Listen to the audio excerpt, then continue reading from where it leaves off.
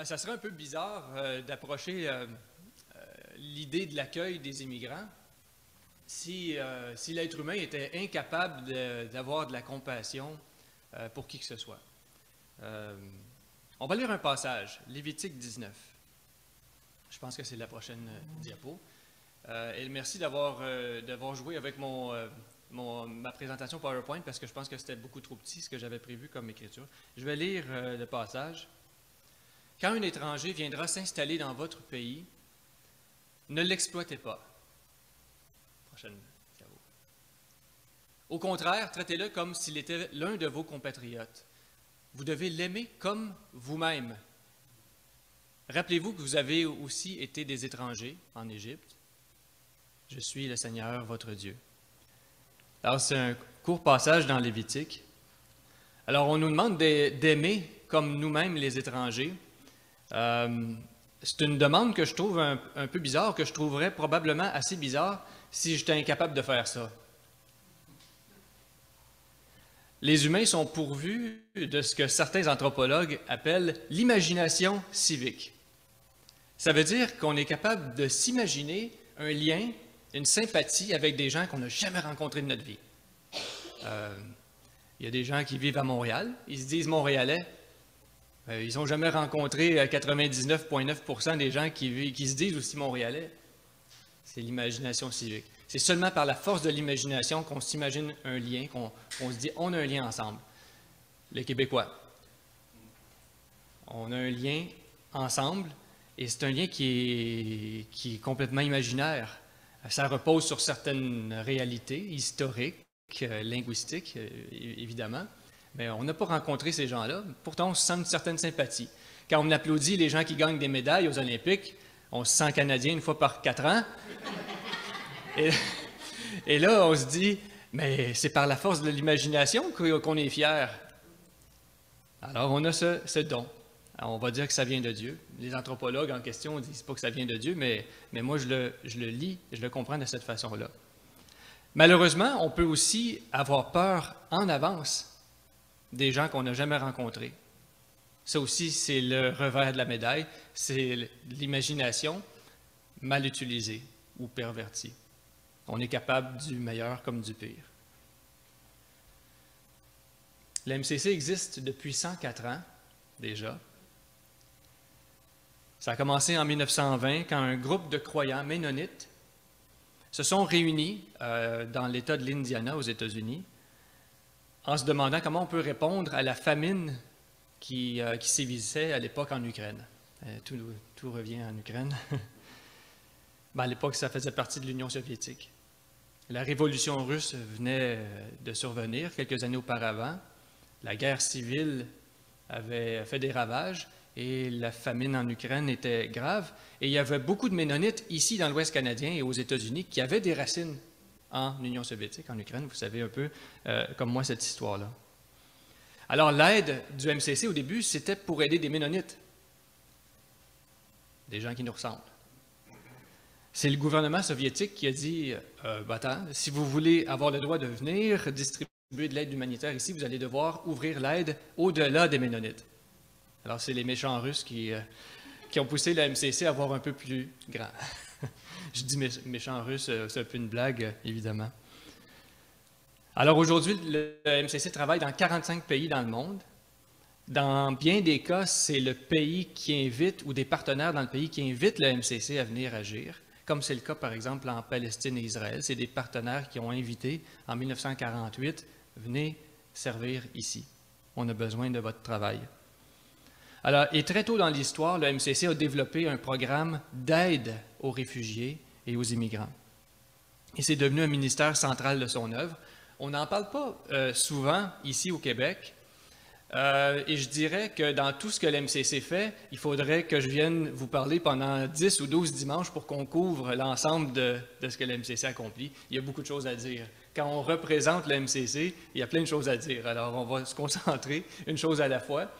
Aujourd'hui, on va voir ça.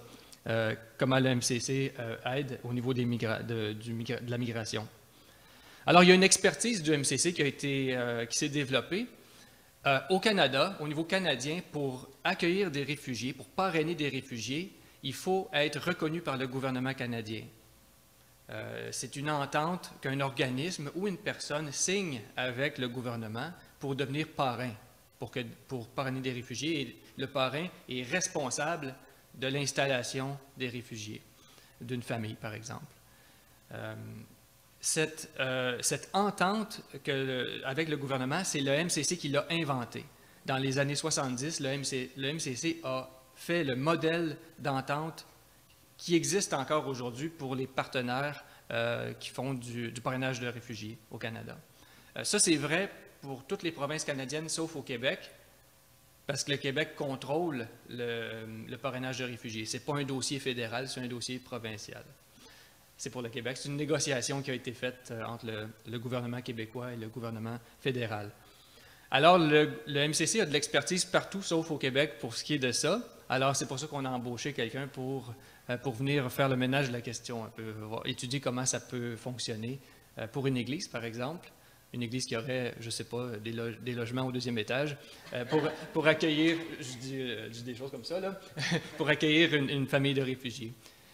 Voilà. Je sais que j'ai cru lire qu'il y avait un logement de libre. Pas tout de suite, oui, je sais. Bonne chance avec ça, d'ailleurs. Alors, la MCC a bâti une certaine expertise et aussi un langage, une façon d'en parler, une façon de comprendre comment une société peut devenir plus compatissante et plus accueillante. On travaille dans une société qui a sa propre perspective sur la diversité et sur l'intégration. On a un enjeu particulier qui est différent des autres provinces, celui de la préservation du français. Alors, comment on travaille dans une province qui a identifié cette vision comme centrale, tout en reconnaissant l'appel de Dieu à aider les étrangers? Alors, on va voir comment on peut mettre ça ensemble. Il y a 108 millions de personnes déplacées dans le monde. Alors, des gens qui ont été forcés, la plupart du temps forcés, de quitter leur pays d'origine. Parfois, ils sont déplacés dans leur propre pays, ailleurs. Parfois, ils sont obligés de traverser plusieurs pays pour trouver un meilleur endroit, tout simplement, pour survivre. Et le travail du MCC, c'est d'encourager les églises à trouver leur place dans cette problématique-là, de répondre à l'appel de Dieu, notamment en partageant des récits. Alors, je vous raconte 3 histoires, okay? 3 histoires de migration. Première histoire. Il était une fois, il y avait un groupe ethnique qui était établi dans un pays depuis plusieurs générations. Ce groupe ethnique jouissait d'un certain statut dans ce pays. Puis, le régime a commencé à voir cette communauté comme une menace et s'est mis à violer leurs droits, puis jusqu'à les réduire en esclavage. Un jour, ils ont pu s'évader et trouver refuge dans un pays voisin. Mais malgré cet exode, c'est un mot-clé, la vie était précaire au point où plusieurs se sont demandé s'ils n'auraient pas été mieux de rester dans le pays précédent. Ils ont finalement pu s'installer dans un nouveau pays, leur propre pays. Mais cette expérience comme étrangers et comme immigrants ont façonné leur vie et continuent de le faire encore aujourd'hui. Fin de la première histoire. Voici la seconde histoire. Un jeune couple avait un bébé et ils habitaient dans leur propre pays. Puis le gouvernement projette de commettre une sorte de génocide et s'en prendre aux enfants. Anticipant la venue des soldats, la jeune famille décide de fuir en pleine nuit pour demander asile dans un pays voisin. Ils y sont restés comme réfugiés pendant quelques années, avant de prudemment retourner dans leur pays d'origine après le changement de régime. Leur fils a pu grandir en paix et est même devenu un leader de sa communauté. Cependant, lui-même s'est mis le régime à dos et a été exécuté. On n'a jamais su ce que sa famille est devenue. Mais certains de ses amis ont fui dans d'autres endroits. Fin de la deuxième histoire. J'en raconte une troisième. Un jour, ou plutôt un soir, un groupe de jeunes croyants se réunissait pour parler de leur foi et pour parler aussi de leur insatisfaction vis-à-vis de la religion officielle du pays. C'est un pays où le gouvernement voulait contrôler la religion et leur vie religieuse. Et c'est justement ça que ces jeunes gens voulaient défier. Dès qu'ils ont commencé à critiquer le pouvoir, le gouvernement les a poursuivis et a déclaré leur mouvement illégal. Dans la même année, les meneurs de ce mouvement ont été torturés et exécutés par l'État. Mais heureusement, certains d'entre eux ont pu fuir le pays et trouver refuge dans d'autres pays où ils étaient vus comme des bons immigrants. Plusieurs se sont même installés au Canada, dans l'Ouest. C'est un indice. Fin de la troisième histoire. On va voir si vous êtes aussi fort que les autres églises. Est-ce que vous avez identifié la première histoire? C'est quoi? C'est? Ben oui, l'Exode, la sortie d'Égypte. La deuxième? C'est l'histoire de la Sainte Famille, Jésus et ses parents, réfugiés en Égypte temporairement. OK. Ben bravo. La troisième est plus difficile. Est-ce que vous avez pu identifier? Ah, vous êtes trop fort. Normalement, c'est juste Richard Lloyd qui connaît la réponse à celle-là. Alors oui, c'est l'histoire du mouvement anabaptiste, particulièrement l'histoire de Conrad Grebel à Zurich. C'est des histoires réelles, des récits réels de persécution, de migration, des histoires réelles et spécifiques, mais aussi typiques et communes, parce que ça reflète, au fond, la réalité de millions de personnes dans l'histoire humaine. Ces histoires sont même tellement communes qu'elles ressemblent peut-être à notre propre parcours. Peut-être que vous pouvez trouver des gens dans votre famille qui ont vécu des mouvements comme ça. Et même, je dirais qu'en tant que croyants, parce qu'on lit la Bible particulièrement, ces histoires nous appartiennent et nous définissent aussi. Et vous avez bien identifié les trois histoires. Alors, l'expérience migratoire est centrale dans l'histoire du peuple de Dieu. On l'a vu à travers les deux histoires. Et l'Ancien Testament définit les rites que les Hébreux devaient avoir en lien avec l'expérience de persécution et de déplacement. Et tout leur culte pointait vers cette histoire dont Dieu les avait délivrés. On va voir un autre texte.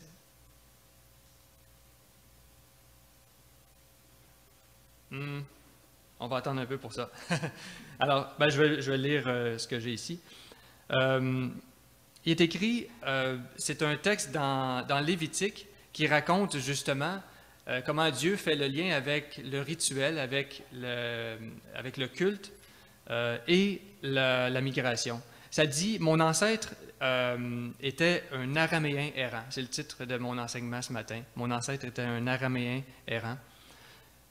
Et les Juifs devaient répéter ce texte dès qu'ils faisaient le sacrifice à Dieu pour les premières moissons, pour les premiers fruits de la saison. Ils devaient réciter ce texte. Mon ancêtre était un araméen errant.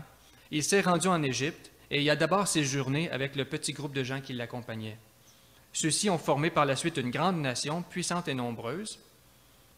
Mais les Égyptiens nous ont maltraités et opprimés en nous imposant un dur esclavage. Nous avons appelé à l'aide le Seigneur, Dieu de nos ancêtres.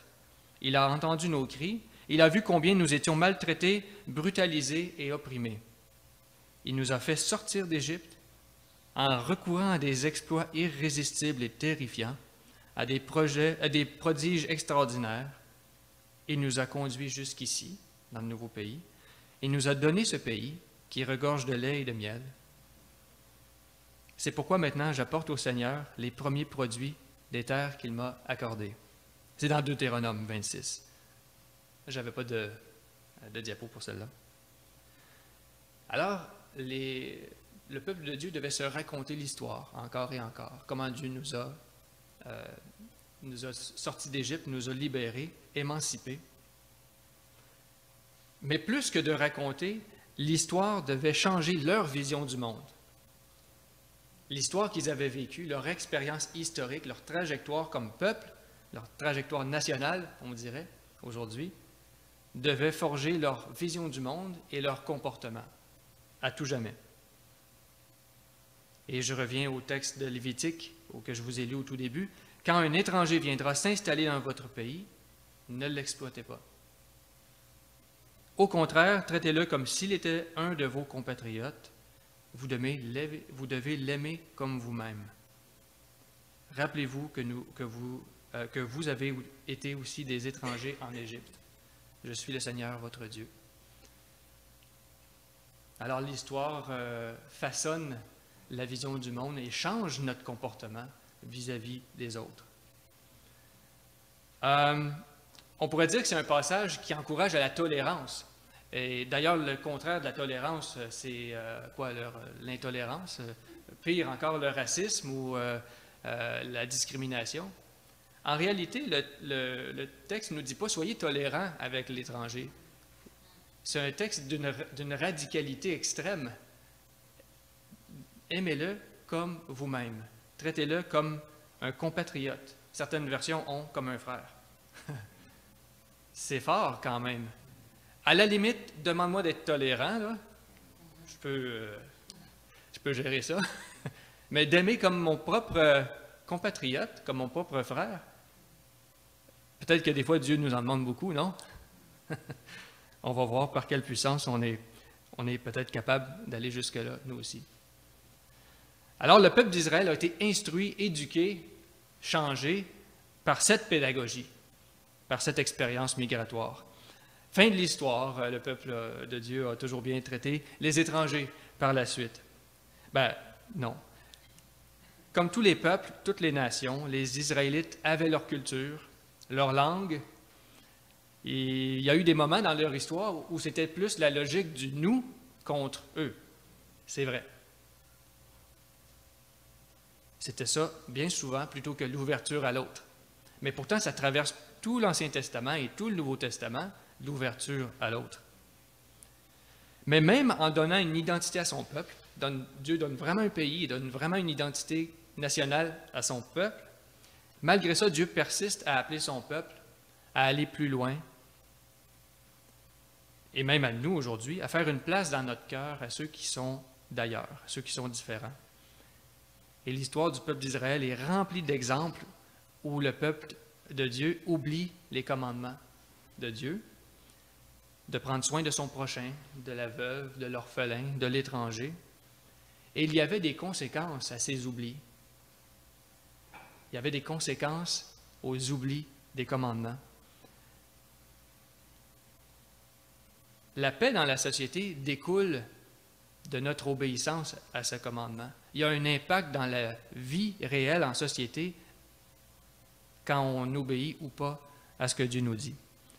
Et les conditions sociales se détériorent quand on prend nos distances vis-à-vis du commandement d'aimer notre prochain. Je vais vous lire un passage. Si vous ne me croyez pas, je vais lire un passage dans Ésaïe 58.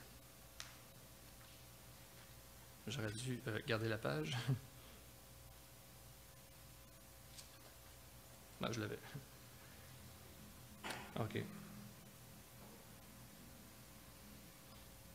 Voici le jeûne auquel je prends plaisir, dit l'Éternel.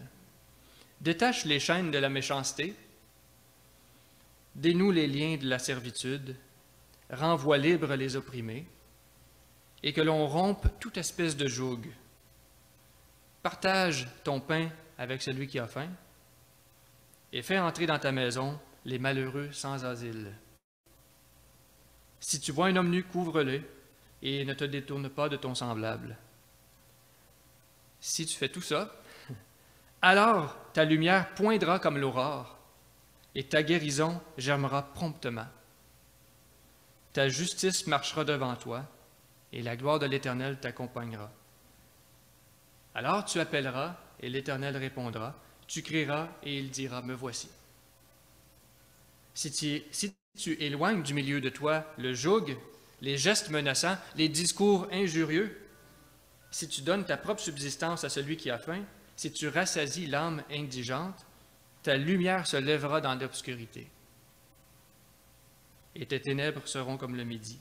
L'Éternel sera toujours ton guide, il rassasiera ton âme dans les lieux arides. J'ai presque fini. Et il redonnera de la vigueur à tes membres. Tu seras comme un jardin arrosé, ou comme une clairière arrosée, on va dire, comme une source dont les eaux ne tarissent pas. Les tiens rebâtiront sur d'anciennes ruines. Tu relèveras des fondements antiques. On t'appellera réparateur des brèches, celui qui restaure les chemins et qui rend le pays habitable. Quel beau texte! J'aimerais suggérer que le rôle d'une Église, assise dans un quartier comme celui-là, est de réparer les fissures qui sont dans la société.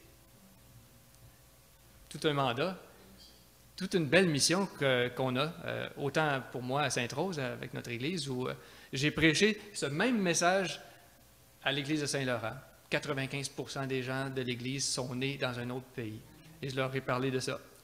Ils étaient enthousiastes à cette idée-là, de eux-mêmes prendre part à cette mission-là, réparateur des brèches, des fissures que l'on trouve dans la société, pour rendre finalement le pays habitable. Ésaïe 58, si ça vous dit de retourner lire ça une fois de temps en temps, ça nous remet les idées en place. Alors la paix, peut-être, découle de ce qu'on prend au sérieux ce commandement. Alors, je pense que la Bible nous enseigne à tenir en équilibre deux choses, deux aspects de la condition humaine. Premièrement, nous sommes que de passage ici sur cette terre. Et ceux qui croient dans le nom de Jésus croient dans son retour et croient dans l'éternité, dans la présence de Dieu.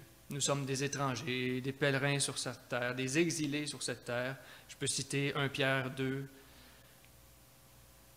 On a les yeux déjà dans l'éternité, dans le ciel. Et pourtant, on est là, ici, enracinés, les deux pieds dans la réalité. Donc, il faut jongler avec ces deux aspects de la condition humaine. Nous, comme croyants, on est appelés à voir plus loin, espérer dans l'éternité, mais on est vraiment dans la réalité aussi. Comme Jésus, qui a marché sur la route poussiéreuse de Palestine, qui a guéri des malades, qui a rompu le pain, qui a nourri, bu, mangé, pleuré, eu mal, prié, s'est senti abandonné. Jésus était vraiment dans le monde réel. Et pourtant, il parlait à son Père céleste. Alors, on vit avec ces deux réalités. On voit un peu plus loin que ce qui se passe. On ne prend pas pour acquis tout ce qui est là. On se dit, on a un peu de recul, mais en même temps, on est vraiment là. On ne peut pas s'extraire de cette réalité. L'apôtre Paul dit, on est dans le monde, mais on n'est pas du monde. Alors, quand ma mère me disait « t'es pas du monde », ça ne voulait pas dire ça, mais en tout cas, petits éléments de langage. Et on habite une société québécoise qui a sa propre trajectoire. J'y ai fait mention tout à l'heure. Est-ce que vous la connaissez, que vous soyez né ici ou pas? Est-ce que vous connaissez cette trajectoire historique qui est unique? Comme Israël a été façonné par l'expérience de migration et d'oppression, l'histoire du Québec est aussi marquée par la violence, par l'oppression et par l'émancipation, un peu. Il y a eu des alliances, puis des conflits avec les Autochtones. J'ai déjà enseigné sur ce sujet-là. Il y a eu la conquête et la domination britannique.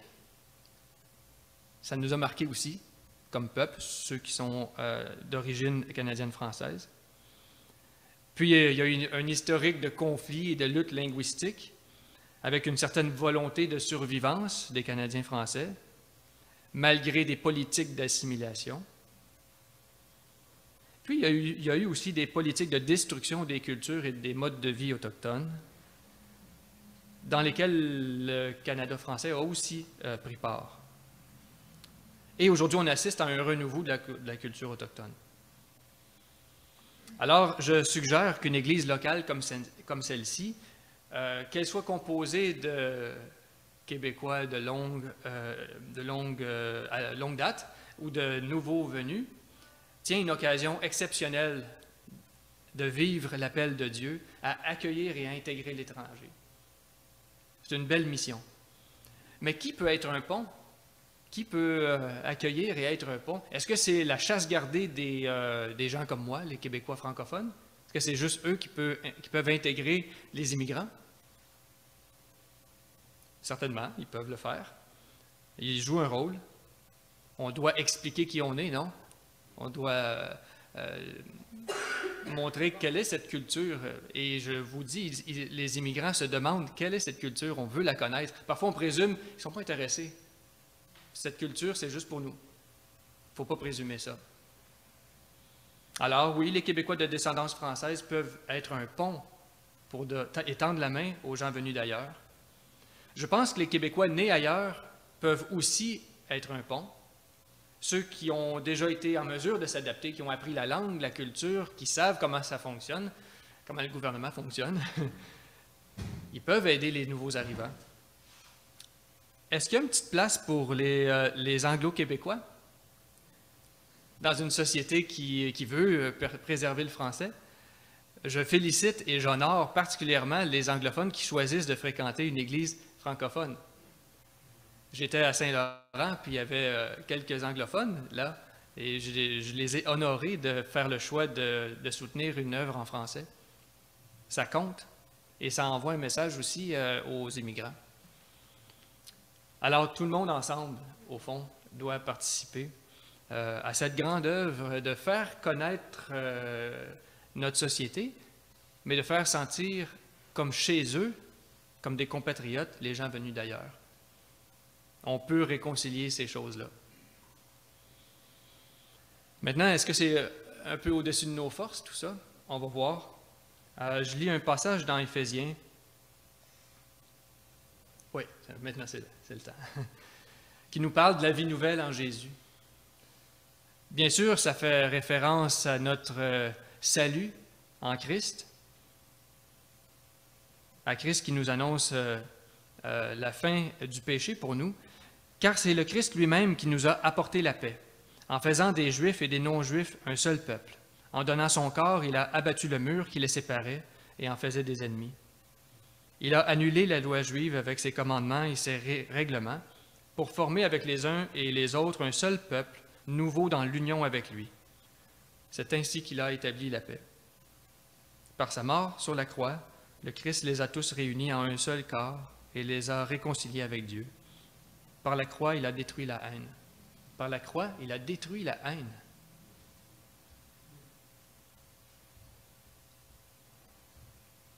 Le Christ est donc venu annoncer la bonne nouvelle de la paix à vous les plus lointains comme aux plus proches. C'est en effet par le Christ que nous tous, juifs et non-juifs, nous pouvons nous présenter devant Dieu, le Père, grâce au même Saint-Esprit. Par conséquent, vous les non-juifs, vous n'êtes plus des étrangers, des gens venus d'ailleurs, mais vous êtes maintenant concitoyens des membres du peuple de Dieu. Vous appartenez à la famille de Dieu. Vous êtes intégrés dans la construction dont les fondations sont les apôtres et les prophètes, et la pierre d'angle, Jésus-Christ lui-même. C'est lui qui assure la solidité de toute la construction. Bien sûr, ce passage-là nous parle de ceux qui croient en Dieu, de ceux qui suivent Jésus. Mais c'est aussi un texte qui pointe vers l'accueil de ceux qu'on considère comme des étrangers. Et donc, on peut l'appliquer à la réalité purement sociale.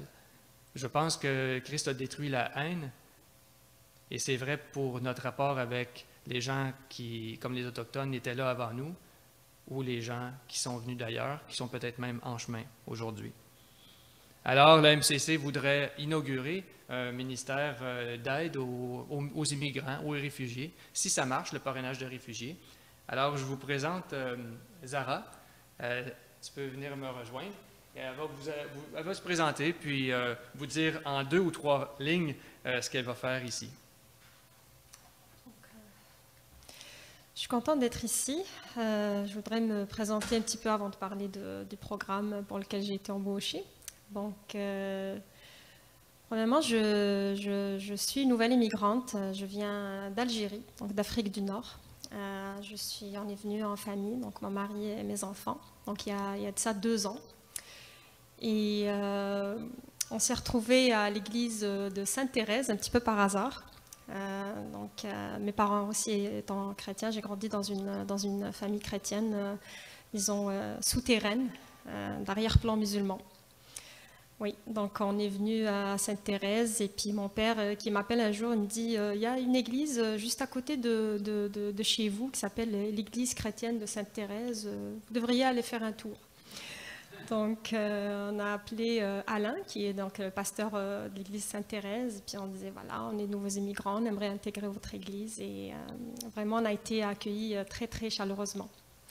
Donc moi, en tant qu'immigrante, je pense à ces réfugiés-là, justement, avec lesquels, bien sûr, j'ai été embauchée pour pouvoir faire développer un programme de parrainage. Je me dis, ces gens-là qui essayent de fuir ou qui ont fui leur pays pour justement vivre en paix, comme moi, je suis venue ici pour vivre en paix.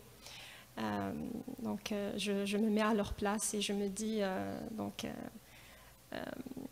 je ferai de mon mieux là pour essayer que ces réfugiés-là vivent ce que je vis moi ici. Et j'ai été tellement bien accueillie et choyée que j'aimerais pouvoir transmettre ça avec votre aide, évidemment, bien sûr. Donc, ce nouveau projet inclut les églises francophones, donc celle de Saint-Jérôme et Saint-Eustache, Sainte-Thérèse éventuellement, bien sûr. Donc ceux qui expriment le souhait de pouvoir parrainer des réfugiés, de familles réfugiées. Voilà, donc merci de votre accueil. Je suis vraiment très très contente d'être parmi vous. Et puis j'espère vous connaître chacun personnellement bientôt. Voilà, je serai de retour bientôt pour un peu plus de détails sur ce que l'on fait. Merci beaucoup. Est-ce que je peux prier avant de terminer? Non. Ben, merci, Zara. C'est vraiment un riche parcours qu'elle apporte, un bagage, une expérience qu'elle nous apporte au MCC. C'est vraiment bon de l'avoir avec nous. Ce qu'on veut développer comme programme, ça ne vous engage, ça ne vous oblige à rien, mais c'est une possibilité. C'est un ensemble de ressources qu'on veut offrir aux églises. Que vous vouliez prendre part au parrainage de réfugiés ou simplement être une église qui est bien positionnée pour accueillir les immigrants, on veut offrir des ressources. On a déjà des formations qu'on peut offrir, des ateliers en église sur, par exemple, l'interculturalité, les défis qui viennent avec l'interculturalité. On a une ressource, un atelier qu'on peut offrir sur les mythes et les préjugés qui existent. On a une formation sur les forced to flee, c'est forcé au déplacement, pour une sorte de jeu interactif sur ceux qui sont forcés de se déplacer, les dilemmes qui viennent pour ceux qui doivent prendre des décisions rapidement dans le cadre du déplacement. Alors, on peut offrir ces ressources-là. Ça peut être un atelier d'église, par exemple, un vendredi soir ou un samedi soir, puis après, ben, on sert une collation. Puis, donc, ça peut être un événement intéressant d'église. Vous pouvez inviter des gens que vous connaissez. Et en même temps, ben, on apprend ensemble comment Dieu nous appelle à vivre avec cette société qui est en changement, non? Cette société est en train de muter, de changer. Le grand rêve d'un Québec homogène, c'est terminé. On a des gens venus de partout ailleurs, puis ils nous enrichissent, à vrai dire. Alors voilà, c'est ce que l'MCC, c'est une des choses que l'MCC peut offrir. Alors merci de votre accueil. Je vais prier, j'ai dit que j'allais prier. Voilà, prions. Seigneur Dieu, merci pour le plaisir d'être ensemble, pour le plaisir d'apprendre aussi, guidé par ton esprit, guidé par ta parole, par ta sagesse insondable, par ton amour. Merci de nous replacer les idées. Merci de nous corriger, de nous amener au changement, mais toujours avec douceur, avec amour. Tu nous montres comment ton amour incroyable pour nous change et nous amène à accueillir l'autre à bras ouverts. Que nos églises, quel que soit leur niveau de ressources, quelle que soit leur taille, leur compte en banque, que chaque église puisse développer sa propre pertinence dans le milieu dans lequel tu les as placés au fil du temps. Merci pour cette Église qui qui se remémore sa mission, qui réévalue les choses, qui pense à son avenir, le regard résolument tourné vers les années à venir. Guide-les dans leur recherche de leadership d'un pasteur et que le MCC puisse aussi accompagner cette Église. Merci pour l'accueil que nous avons eu ce matin. Que ton nom soit glorifié. Nous voulons voir Jésus élevé, on l'a chanté ce matin. Amen.